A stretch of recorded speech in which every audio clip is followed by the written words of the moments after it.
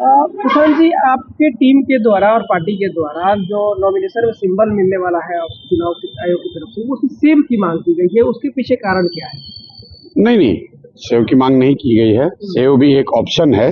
Symbol allot करना तो चुनाव आयोग का प्रीरोगेटिव है। जो भी सिंबल वो अलॉट करेंगे, सिंबल महत्वपूर्ण नहीं है। महत्वपूर्ण है बिहार में बदलाव, महत्वपूर्ण है अच्छे प्रत्याशी का चुनाव। जन स्वराज के नाम पर जो लोग भी चुनाव लड़ रहे हैं, जो भी चुनाव आयोग सिंबल देगा आज, उसको लेकर हम लोग घर घर पहुंचेंगे। अभी एक काफी चर्चाएं हो रही है और पक्ष जो है आपके प्रत्याशियों को लेकर के हावी है और उनके क्वालिफिकेशन, एजुकेशन क्वालिफिकेशन पर सवाल उठाए जा रहे हैं, जैसे कि इमामगंज हो गया या फिर बेलागंज के प्रत्याशी हो गए। विपक्षी ट्रोल कर रहे हैं आपके उम्मीदवार। सिर्फ 12वीं पास से ही प्रत्याशी उतारे हैं, उनको हाईली एजुकेटेड व्यक्ति। देखिए, ऐसा है कि जो जन स्वराज का मोटो है, जो स्लोगन है कि सही व्यक्ति और सही सोच का व्यक्ति और सब समाज के सामूहिक प्रयास, जो तीन बात है, सही लोग, सही सोच और सामूहिक प्रयास।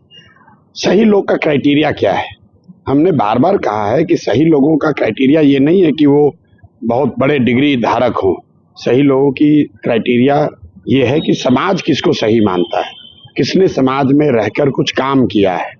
अगर जो लोग ये कह रहे हैं इस परिप्रेक्ष्य में कि मैंने तेजस्वी जी के 9वां पास नहीं होने की बात उठाई है, तो मैं बार बार कहता रहा हूं कि सवाल ये नहीं है, प्रश्न ये नहीं कि वो 9th पास नहीं है, क्योंकि कई बार परिस्थितिवश आपकी जो पारिवारिक, सामाजिक, आर्थिक स्थिति है, उसकी वजह से आपको संभव है कि आपके पास कोई बड़ी डिग्री न हो, लेकिन इसका मतलब ये नहीं है कि आपने समाज में कुछ काम न किया हो। दूसरी बात कि तेजस्वी जी जैसे उनके माँ बाप मुख्यमंत्री रहे हैं, जिनके माँ बाप मुख्यमंत्री हैं, मुख्यमंत्री के बेटे होने के बावजूद अगर आप 9वीं क्लास पास नहीं करते हैं, तो आपकी योग्यता से बढ़कर ये इस बात को दिखाता है कि शिक्षा को लेकर आपका नजरिया क्या है, शिक्षा को लेकर आपकी सोच क्या है।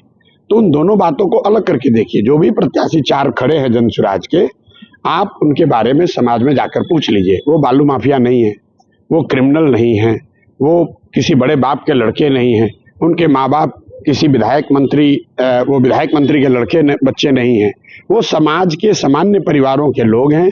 जन स्वराज की पूरी ताकत लगकर उनके साथ उनको चुनाव लड़ा रही है और जनता के सामने एक पहली बार पिछले 25-30 सालों में एक विकल्प है कि वो राजद के डर से भाजपा को और भाजपा के डर से राजद को जो वोट देते रहे हैं, उससे अलग हटकर किसी अन्य दल या नेता का चुनाव करें।